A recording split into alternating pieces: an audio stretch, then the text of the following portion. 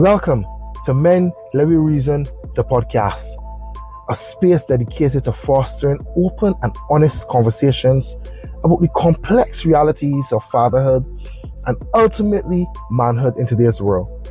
We will be exploring the unspoken issues that we men face, shedding light on what society expects of us, our emotions, and our social interactions at all levels, especially within the family. This podcast isn't just about acknowledging issues, it's about us men being accountable, transparent, and finding solutions while building strong support systems. So men, let me reason. Welcome to a special edition of Men Let Me Reason, the podcast. Now, this podcast is where we discuss the unspoken realities of manhood. Now, today we are going to also have a conversation with Professor Clarke out of Winnipeg, Canada, and we are going to discuss the Barbershop Talks series and International Men's Day. So, Warren, my brother. What up, what up? Welcome to the beautiful island of Barbados. As you can see, we got a lot of sea sign. Yeah. Here's a Bajan, so yes, talk to me. I am. I'm recently a Bajan, a citizen of the country as of August. So, yeah, I'm a Bajan, officially. So tell us about Warren Clarke. Who are you? Thanks for the opportunity, much appreciated. So I'm an assistant professor at the University of Manitoba, focusing on anthropology, specifically culture anthropology. For folks out there who are listening, I'm also a sociologist. I don't really go by these days because I'm in the anthropology space more often. But a lot of my work centers around Black masculinities, Black studies from a Canadian context, neoliberalism, anti-colonialism, decolonization. So I focus and dwell in those areas of research.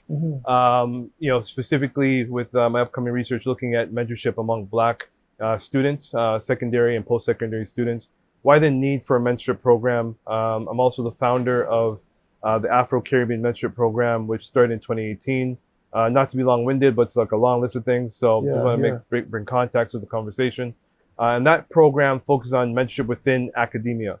How do we provide supports for young learners who are Black or identify as Black, particularly in mental health, financial literacy, programs that focus on post-secondary entry applications, also graduate school applications, but most importantly, one-on-one support, which we've been offering in the academic space. Yeah. I really want to commend you because in this day and age, you're not finding a lot of men in the academic space. You're not finding a lot of men really pursuing academia. And what really got your interest or sparked your interest in anthropology? To be honest with you, I didn't even know what the word meant when I got into undergraduate my first year, which was back in 2009. It was a while ago. So my first class was cultural anthropology, and I sit down. I'm in the bleachers of the lecture hall, and professor walks in. She says, "I'm going to play this video for y'all," and it's this video about cultural anthropology and the significance within just academia, right? Yeah. And it got me thinking. I was like, well, I can actually take this type of research approach and start to think critically about the cultural realities of Black impoverished youth, because that's a lot of my work. And to be very candid with folks, I grew up in a low-income area, so I was always interested as to why are there's so many supports that are after my time as a young person, that are still not enough to support young people, particularly Black youth. So I found the entry point. So research, qualitative research specifically, mixed methods approach, surveys, those sort of things. And that's what's really continues my drive and continues my work, is looking through the lens of cultural anthropology. Wonderful. So what's the connection with Barbados initially? Yeah, so again, the Barbershop Talk, I've been very humbled to even found this initiative, and again, another beautiful accident. Yeah. You heard the story probably a couple of times, so yeah, but we want to hear it again. Yeah, I want to hear it again. We want to hear it again. We need to hear the story. Yeah, so I went in to cut my hair. I had dreads, and I went to go cut them off, and as I'm waiting next in line to cut my hair, I got in a conversation with this young black male, and we started talking about who's a better basketball player, Michael Jordan or LeBron James. And obviously, I'm an '81 baby, so I went with MJ, and he respectfully went with LeBron. No hating, but it opened up deeper conversations, particularly on sexual health. So a lot of the work I used to do in the past focused on sexual health in the Black community. How do we bring awareness to this to HIV/AIDS that's prevalent within the Black community? How do we think through positive sexual health relationships? And in doing those programming for the many years I've done it, there's always been more women dominant in those programs, particularly young men that we really wanted to connect with in the low income areas of Canada or in Toronto. So when I got the opportunity to talk about sexual health with a young Black male in a barbershop, I was like, something's going on here, right?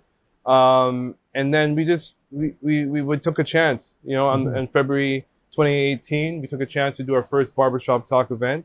We anticipated only have like 10 people show up. We have 40 people show up to this thing. We have CBC News do a cover story on it. So it was a beginning to where we're at now. You know what I mean? Now we got the shirts printed. Yeah, and the shirts. I love the cut therapy. Yeah, the cut is therapy. But you asked a question I just want to harken back on to respond to is why Barbados, right? And there are cultural differences between Barbados and Canada, particularly in terms of, you know, how people see themselves and view themselves and their masculinities, particularly men, right? But I had the opportunity to speak with Nature the Barber, who you've met, who owns owner of Hair Force One, and when we first met, we clicked. You know what I mean? Like there's some of the things he's doing in community, particularly when it comes to gun violence and just being as he mentions, being the father to the fatherless, and those aspects of his way of not only barbering but mentoring while barbering, right? So it was a perfect fit, and we were able to, you know, connect with you, connect with other folks. And it's been lovely in the sense, the way in which how we're approaching young Black men and boys in the context of how do we provide meaningful support? How do we provide, you know, information that support these people, but the community, right? And that's the whole purpose of the Barbershop Talk. It's not just to preach to the choir. The choir knows many of them know the concerns, right? Or maybe they don't know how to articulate it. But what's important is how do we preach to the community so they can continue that message, so they can continue that type of support, appreciate the vulnerabilities of Black men and boys in spaces that really matter. Yeah, man. And the barbershop is an excellent place to really start. You know? I think that we don't value the barbershop enough. Yeah. You know, I remember there was some very dark moments in my life, and the very first place I divulged that information was in a barbershop to my barber. You know, I remember I left one place and I ran, and the barber was the place that I went, you know. So I don't think that we really understand I guess the wealth of information and knowledge that we find in barbershops. And I think that we also need to look at, in terms of barbers, understanding their role in the process. You know, some people may say, well, I only get a cut here. But if they understand that sometimes that conversation can save a life, can really impact a man in a real positive way, you know. So tell me a bit about the Barbershop Talk event at University of West Indies. Yeah. And what really sparked that? Because we had the Barbershop Talk in August at Gun Hill. Yeah. You know, where we created a barbershop space and had the conversations. Yeah. But now you've expanded that. Now, what's the reason for the expansion? Yeah, I want to just change the language. I think we have. That includes you, Fabian. Yeah, it's true. Like, yes. To be honest with you, right? Like, I can't sit here and take credit for a community project. I just can't. That's not me. I'm not built that way, you know? And, you know, the August 2024 event that we did, it was testament to me at least, and I think folks who attended, that this thing works, right? In the sense that it's bringing people together. You know, the reason why we elected to do it so soon, because the outpour of positive commentary from folks who are saying like, hey man, don't make this a one and done thing. When's the next one, right? And I think this is an opportunity to build on that hype, but most importantly, provide the support and a deeper conversation. You know, like the theme of this Barbershop Talk is man in the mirror, something you mentioned so eloquently at one of our recent radio interviews, right? Yeah. And I think that is a theme that folks really wanted to dive deeper into after this, you know, looking back at, you know, tape and speaking to folks who who really admired the last Barbershop Talk, is how do we like really focus on meat? Where does that, where's the beginning of meat? Yeah. Right? And a lot of people, I think, I have struggled with that. You know, Yes. and I appreciate you being vulnerable, sharing that. Sorry, cut you off. Yeah, no, it's okay. I'm saying that a lot of men struggle with that. Yeah. A lot of men struggle with the man in the mirror. Yeah. You know, and what the Barbershop Talk, along with the men's talk that my organization, Men Empowerment Network, support that we do on a monthly basis, is about trying to open up and let men see who they are, understand who you are as a person. Yeah. You know, sometimes you have men, our childhood traumas are so serious that we do not want to face them.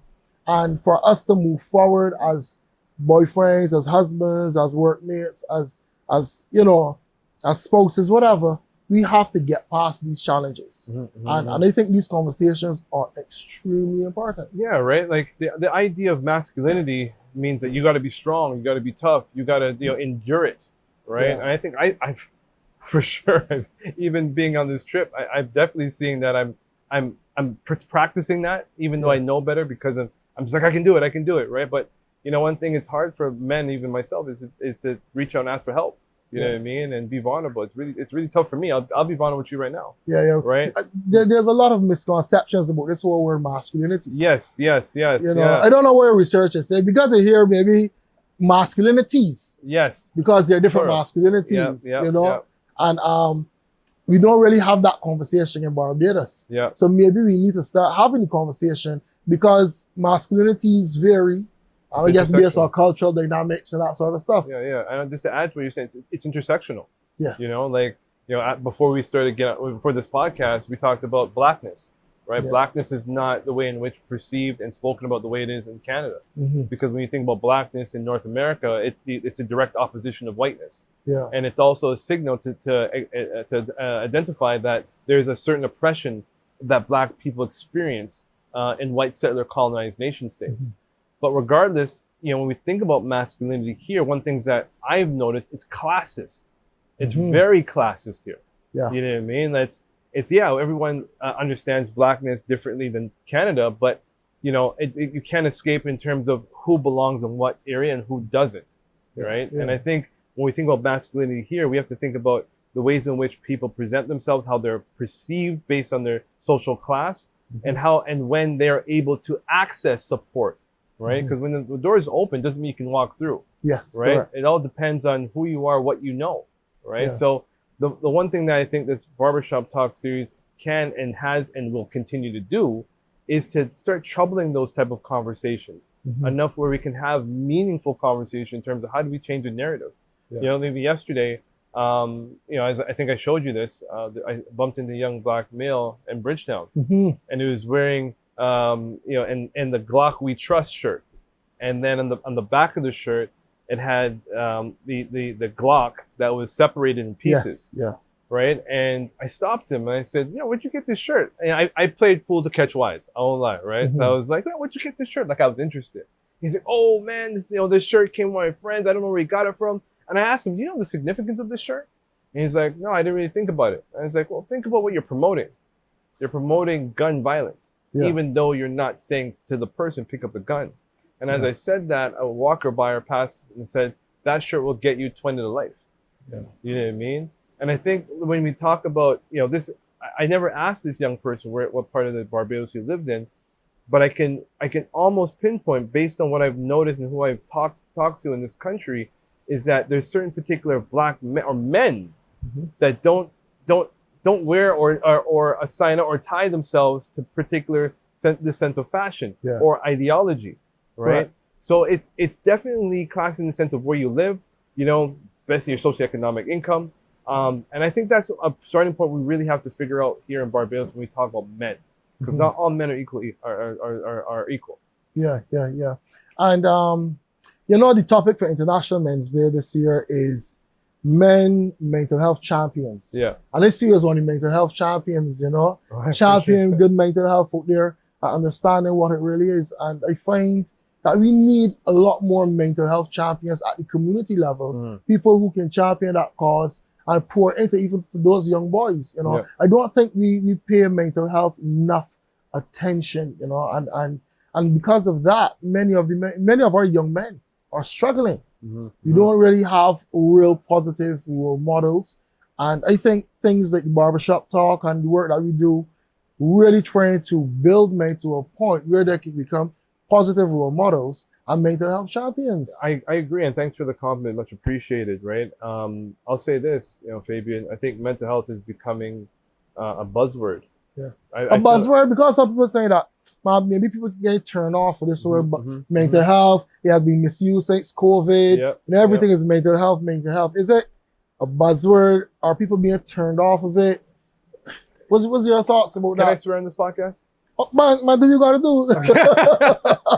Yesterday I was at the airport, right? And I was speaking to one of the attendants, and as you know, we do these Instagram live that lead up to the conference. I think it's a great idea. Shout out to LA Wade, because LA is leading those Instagram lives. And there was an attendant at the car rental place, and I was telling her about the conference, and I was like, hey, you know what? If you have time, you can jump on Instagram live and share your views about black men and mental health. Yeah. And quote, she looks at me and she says, fuck those niggers. You know Whoa. what I mean? And quote, you know what I mean? I was like, whoa, I was taken aback, right? And I never got to explore that with her because then she started working. But in that moment, I felt that she was also signifying like, I've had trauma myself with many black men, and I don't care about their mental health. Right. The one thing about that people in mental health, we homogenize mental health.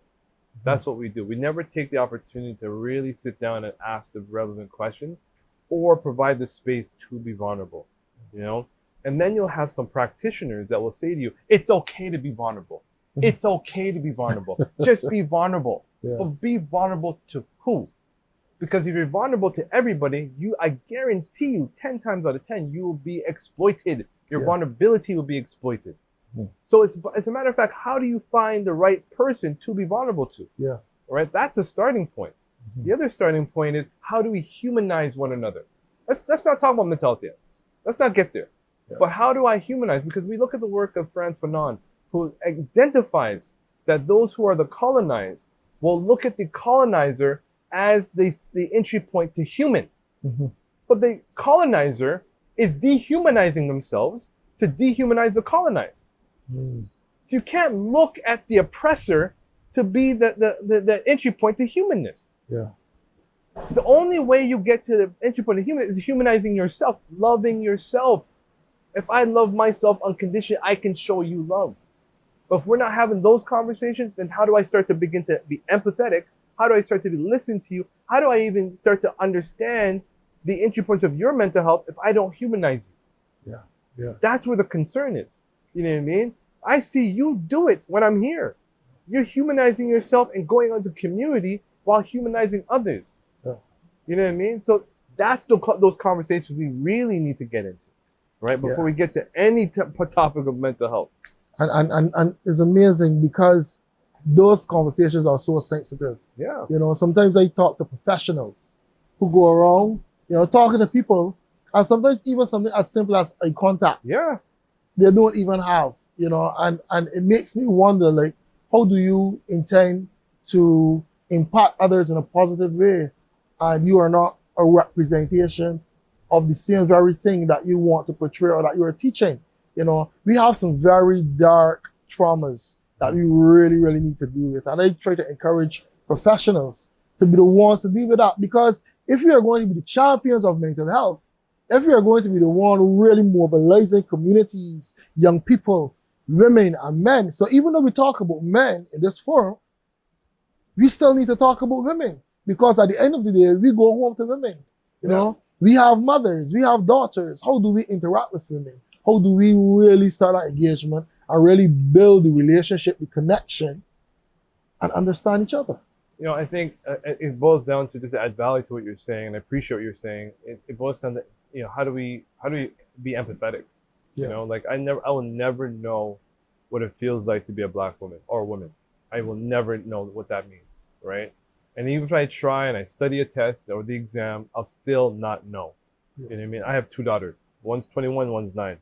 I struggle. Sometimes when I'm like, hey, let's be happy, they're in their feelings. Like, in my head, I'm like, but I'm happy. You should be happy. Right? But they're like, Dad, you just don't get it. And they're absolutely right. I don't. Yeah. You know what I mean? Yeah. Even if they told me last week, you know what I mean? I probably I won't get it next week. Yeah. You know what I mean? But we have to show up in different ways. We have to look at this game of life, ways in which that we just don't know, but we're willing to know. Let's appreciate ignorance. Yeah. Let's not be willfully ignorant. Yeah. Because when you're willfully ignorant, as you mentioned, you know, when you're not giving eye contact, you're not being empathetic, then you're closed-minded. You're not willing to learn. You're not willing to change a nerve. You're not willing to really tap into what's important to discuss. Yeah. And I really hope some people really, really understand that. I mean, and how they impact lives, you know. International Men's Day, let's talk a bit about that. Yeah. It is a time where we celebrate men. Yeah. We celebrate men generally. This year, as I said, we're talking about men's mental health. But the general concept is about acknowledging boys and men and celebrating them. And we have not done that on a major scale in Barbados. I don't even think globally. When it's Mother's Day, you know, International Women's Day, there's a lot of big celebrations, there's a lot of advertising, a lot of activities. But International Men's Day seems to be very, very low key. We don't celebrate men in this society. And because I think that's maybe a spin-off of our, I don't know, the cultural dynamic. But I think, I don't know, first, maybe what's your thoughts about why don't we celebrate men? I think Barbados is a matriarchal society now. I think that's one. If you look at governments in the past, it's very male dominant. You know, and this is not, I don't say what I'm about to say to poke fun or make this a funny story, but we gotta talk the reality. There's men every reason. You're right. And I was speaking to my uncle, you know, God bless her soul, my aunt's husband, so he's uncle by marriage. He was giving us a talk about how it used to be in Barbados with domestic violence. And he said to us one day in the kitchen, he's like, Warren, you know what we used to do in my time when women used to get beat? The man would announce it at 8 o'clock in the evening, and you'd see a pull-up of chairs with people with chairs in line of watching the woman getting beat, right? That's what he interpreted to me, right? And then when we remember, just to progress this conversation, even when I went to that social group that you put together. Yes, Men's Talk. Men's Talk. Our Men's That's Talk. when we first met. Yes. There was one gentleman there that said, he said something, I'm paraphrasing, that he didn't say women should be in the kitchen, but he was leading with that type of, those ideas, right? I think for many years, Barbados has been a patriarchal society. And now we're seeing the turn where it's more matriarchal. Okay. We're seeing the turn in our contemporary moment where we're not having these discussions about men in meaningful ways, because as a person at the airport said, F those N-words. You know what I mean? Yeah. Like, it's not taken serious by many, and then you have people like yourself who are doing this legwork, and it's then putting more labor on you to do this work, right? We all have to get to the table and understand that gender is a intersection that needs attention to understand the tensions that separate us, but also can bring us together. Yep. You know what I mean? Yep. But when it comes specifically with men, even being around the island, it's okay not to say anything. It's okay to suffer in silence. That's the vibe I get. You know what I mean? And even when you meet those men, they say, "Hey, brother, it's okay." You know, there's like, "Are you sure? You sure I can talk?" Because that's not how I was raised. I was raised not to say nothing, right? So we have to normalize these things, but it doesn't normalize just within community. We need all players involved. You know what I mean? I trust this podcast gets out, not just this segment, but your podcast gets out enough where it hits hits the people's mailbox or YouTube or wherever this is going to be broadcasted, where it says, you know what, I understand. We need to work together to actually understand these intricate things in our society. Right. So it needs policy change. It needs a different approach in education, which I know you're doing. We're trying. It needs an approach in government. It needs to be more discussed. You know, yesterday there was a report where Barbados is now at the levels of pre-pandemic violence. You know, in the country, and 80% of the violence is gun violence among black men in the country. You know what I mean? And one of the solutions was that we're going to bring, but Barbados is thinking about bringing police from other countries to police the men. Yeah. That's not a solution. Yeah. Yeah. You know, that's structural violence. Yeah. That's not a solution. The solution is, how do I understand with these men, how they socializing? Yeah. How do we understand that, you know, they're going through things that they don't even know how to get over think about on their own. Yeah. You know, so this is an entry point in a very important conversation. And like you said, it doesn't mean that women are beneath men and we don't care about women, right? Because women need their sets of attention too, respectfully. Correct. But in terms of men, how we're having this conversation, we need to have these more open conversation and dialogue to actually pinpoint the root and the causes of what's going on. Yeah. So let me break it down and look at some solutions quickly as we come to a close. Yeah. Like, what next? What do we really need to do? Let me start at the individual level and build up to the macro. I know you made some points about policy changes and stuff, but in your opinion, what can we start to do to really start? I guess, I mean, the Barbershop Talk of these events has started the conversation, but at the individual level, what would you say are the things that need to be done that we as men would need to do to start the change? The first one, I think, with folks who are championing this work, I think we need to work together. Yeah. I don't think we need to be on silos, one doing over here, another one doing over here. I think that's important. Everyone's mandates are different, their vision, their values are different. But, sorry, not the values, but the mission is different. But the values are the same. Everyone's trying to help men. Yeah. You know what I mean? Why are we not saying once or twice a year, all of us get together? Show that solidarity. I think that's a start. Because when you have more people, more in numbers, people will listen. Yeah. You understand what I mean? Number two, I think we need to start thinking about how the young men are supported, not only in schools, but in homes. You know what I mean? The support is not just for the young men. The supports are the parents and guardians that need this information so they know how to support their young men. Yeah. The reality is we have more single parent run households than before in Barbados. Yeah. That's just a fact, right? How are these single parents, most of them young women or women, how are they raising boys to men? Boy, that's a whole other conversation. You know? That's a whole other conversation. But we're not having that conversation because there are many people who are so energized on that conversation, want to have that conversation, but they can't because the ways in which they're using words that sound misogynistic, but they're not trying to be. Yeah. Do you understand what I mean? They're not saying women can't raise boys, although it sounds that way. They're saying women can't raise boys to men because boys need men involved. Yes. That's what many people are saying. But the tide has changed where it says, well, by the time you say, oh, a woman can't raise a boy, you're being misogynist. You're not seeing the bigger picture here. Oh, men should wrap it up. This one, no, it's not F that N-word and their mental health or F that N-word. It's about how do we practice sustainable relationships that help the children. Yeah, correct. You know what I mean? I totally agree. Warren, listen to me, right? It's been a pleasure. Listen, we can talk about this for the entire day. Yes, we can. But it is indeed a pleasure having you on this podcast, Men Every Reason. And I hope to see you again. This Barbershop Talk, this will continue. 100%. That's what I'm telling you. So as long as we're involved, the cut therapy, we can connect with the barbers here in Barbados, and we can make sure we continue to create these spaces for men and boys. I want to thank you for tuning into this podcast. We are on all social media platforms, Instagram, Facebook, Spotify. Just click Men Every Reason, like, share, and comment.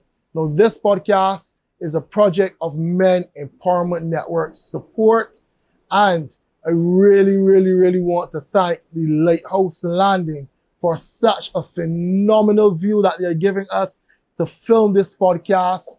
They are also on the social media platforms. You can Google it. Go on Airbnb, Lighthouse Landing, and we really, look, they do some, you want staycation, just check out Lighthouse Landing, and this is the spot, you see the view.